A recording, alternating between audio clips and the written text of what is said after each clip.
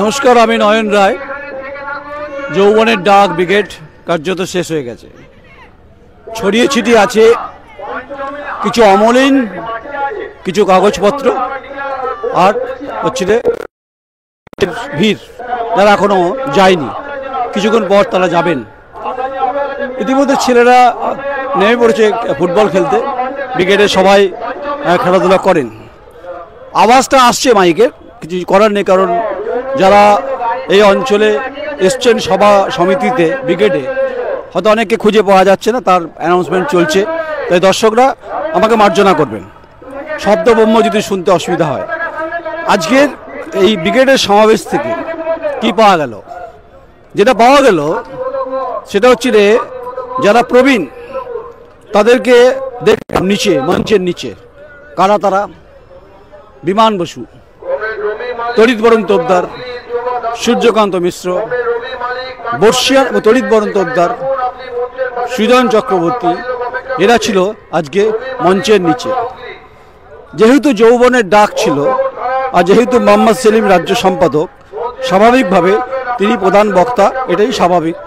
অবশ্যই মীনাক্ষী মুখার্জি, আবাস রায়চৌধুরী, একটা গোটা ব্রিগেডিয়ার ছিল, তরুণ প্রজন্মের ব্রিগেডিয়ারে ছিল। যখন বক্তৃতা দিচ্ছিলেন মীনাক্ষী, কথায় কথায় মজদুর কা হক বননা চাইয়ে, হিন্দিতে বলছিলেন, আধা বাংলা আধা হিন্দি, যা মীনাক্ষী সবসময় বলেন। তবে একটা বিষয় দেখলাম যে বামপন্থীদের মধ্যে, ছাত্র যুবদের মধ্যে যখন মীনাক্ষী মঞ্চে উঠছিল তখন কিন্তু কলরবে কলরবে মুখরিত হচ্ছিল। দেখুন, ব্রিগেডের যখন কোনো কভারেজ হয়, যেই বিভিন্ন সভা সমিতি হয়, অন্তত আমি কয়েক দশক ধরে ব্রিগেডের সমাবেশ করছি, তাই আমি কোনো পলিটিক্যাল পার্টির বিষয়ে মানে পক্ষপাতমূলক কোনো কথা বলছি না। আমি বলছি আবেগ, আমি বলছি ফিলিংস, আমি বলছি গন্ধমাখা স্মৃতির কথা বলছি। কেন বলছি? সহকর্মীকে বলবো দেখানোর জন্য, চারিদিকে ছড়িয়ে ছিটিয়ে রয়েছে যেটা কাগজে, কারণ তারা সবাই বক্তৃতা শুনছিলেন। কেউ বেচেছেন বাদাম, কেউ বেচেছেন ঝালমুড়ি, কেউ বেচেছেন চা, কেউ বিক্রি করেছেন কফি, কারণ ব্রিগেডে তাদের একদিনের আয় হয়। শ্রমজীবী পরিবার তারা, সেখান থেকে তারা হচ্ছে ইনকামটা করে। এ কথাইগুলি মীনাক্ষীরা বলছিলেন যে শ্রমজীবী যাহা পর হক কি বাত হ্যায় ও হাম জরুর লড়ক লেঙ্গে। যখন বলছিলেন তখন হাততালি দিচ্ছিলেন মঞ্চের নিচে বসা বিমান বসু, হাততালি দিচ্ছিলেন সূর্যকান্ত মিশ্র, প্রাক্তন রাজ্য সম্পাদক, হাততালি দিচ্ছিলেন বর্ষিয়ান দ্বারা সিপিএমের নেতারা। এটাই তো হচ্ছে বামপন্থীদের কাছে মনে করছেন বা বলছেন পরম্পরা, অর্থাৎ প্রবীণের নেতৃত্ব, প্রবীণের বক্তব্য, প্রবীণদের কথা শোনা, তা এবং সেই মার্গদর্শনকে সামনে রেখে নবীনরা এগিয়ে চলবে। সেই জন্যই ছিল ইনসাফ যাত্রা, হকের যাত্রা। তার জন্যই ছিল হচ্ছে যৌবনের ডাক, ব্রিগেড চলো। ব্রিগেড হয়ে গেছে, সন্ধ্যা নেমে গেছে। আমরা গোটা ব্রিগেডটাকে দেখছিলাম, যৌবনের ডাকে জনগণের ব্রিগেড আজকে কানায় কানায় পূর্ণ ছিল।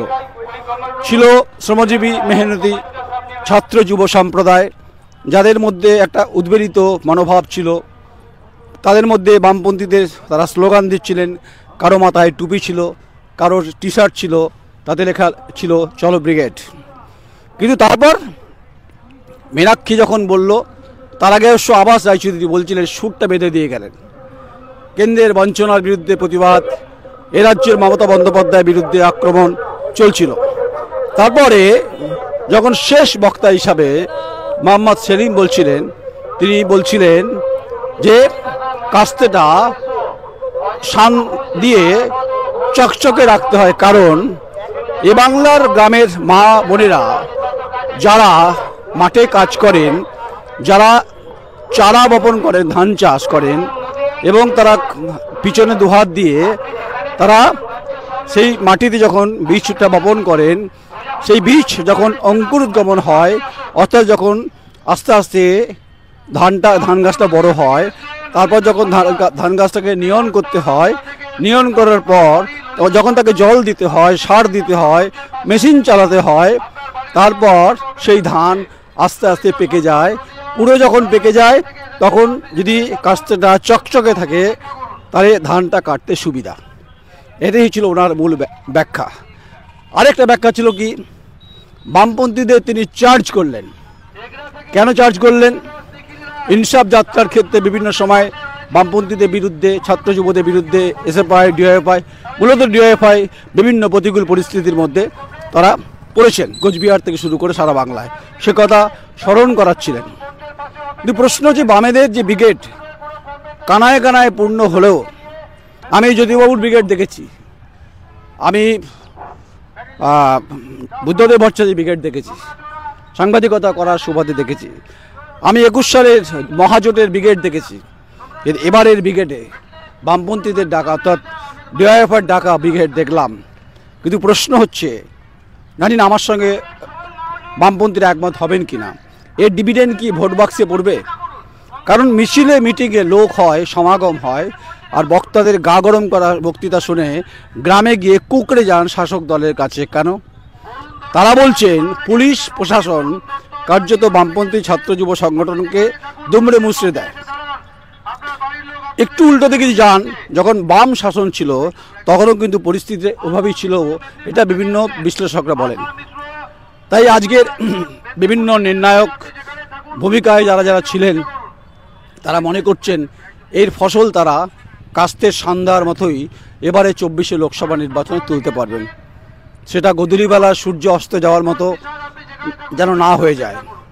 কারণ এরকম মিছিল মিটিং কানায় কানায় ভর্তি হলেও বামপন্থীরা কিন্তু ভোট থেকে অনেকটা দূরত্ব থেকেছে। যদিও বামপন্থীদের ফিলোসফি, সিপিআই মার্ক্সবাদী যেটা বলেন যে তারা ভোটের জন্য লড়েন না, তারা লড়েন হকের দাবিতে, তারা লড়েন ইনসাফের দাবিতে, বুনিয়াদী স্তরে মৌলিক দাবিতে, এটা বলেন। কিন্তু 34 বছর এই রাজ্যে বামফ্রন্ট ছিল।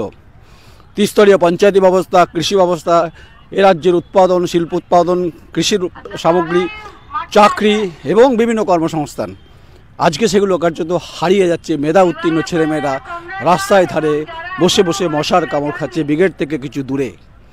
যে কথা মোহাম্মদ সেলিমের সঙ্গে বাইরে নিচে যখন আমরা কথা বলছিলাম, কথা হচ্ছিল, যে কথা আইনজীবী সব্যসাচী চট্টোপাধ্যায় তিনি একই কথা বলছিলেন, আইনজীবী ফিরদৌস শামীম তিনিও একই কথা বলছিলেন। তাহলে বলছেন কেন? তাহলে লড়াইটা যদি ব্রিগেডে কানায় কানায় পূর্ণ থাকে, এটা 24শে লোকসভায় ভোট বাক্সে কানায় কানায় পূর্ণ থাকবে, নাকি ছক্কা মেরে দেবেন তৃণমূল কংগ্রেস? এটাই হচ্ছে সবথেকে বড় প্রশ্ন। যদি দাঁতে দাঁত চেপে চোয়াল শক্ত করে লড়াই করতে না পারেন, তাহলে কিন্তু আজকের যে বক্তব্য মীনাক্ষীর, আবাস রায়চৌধুরী, মোহাম্মদ সেলিম সাহেবের যা বক্তব্য, আরও যারা নেতৃত্ব ছিলেন, সে বক্তব্যের বাস্তবতা কিন্তু প্রাণ পাবে না যদি না নির্বাচনে তারা ঘুরে দাঁড়াতে পারে। যতই তারা বলুক না কেন যে তারা বামপন্থীরা কোনোদিন হারিয়ে যায় না, এ রাজ্যের বামপন্থীরা 2011 পর থেকে ক্রমাগত ক্ষয়িষ্ণু হয়েছে বিভিন্ন শাসক দলের আক্রমণের পরিপ্রেক্ষিতে, মনোবল ভেঙে যাওয়ার কারণে। কারণ অনেকে বসে গেছিলেন সেই সময়। আজকে সুশান্ত ঘোষকে দেখলাম, পশ্চিম মেদিনীপুর জেলা সম্পাদক, বিভিন্ন মেজাজে ছিলেন। এই মেজাজটাকে ধরে রাখতে পারবে? হেমন্তের বাতাস কুলকুল করে বইছে ঠিকই, আর ছড়িয়ে ছিটিয়ে আছে যে সমস্ত কাগজ, যেগুলো পরিষ্কার করতে হবে, যেগুলো দায়িত্ব ব্রিগেড সমাবেশের পর। তাই সামনের সারিতে দাঁড়িয়ে নেতৃত্ব দিচ্ছেন আজকের প্রজন্ম, আর পিছনের সারিতে দাঁড়িয়েছেন যারা মার্গদর্শন দেখান, পথ দেখান, বিমান বসুরা, সূর্যকান্ত মিশ্ররা।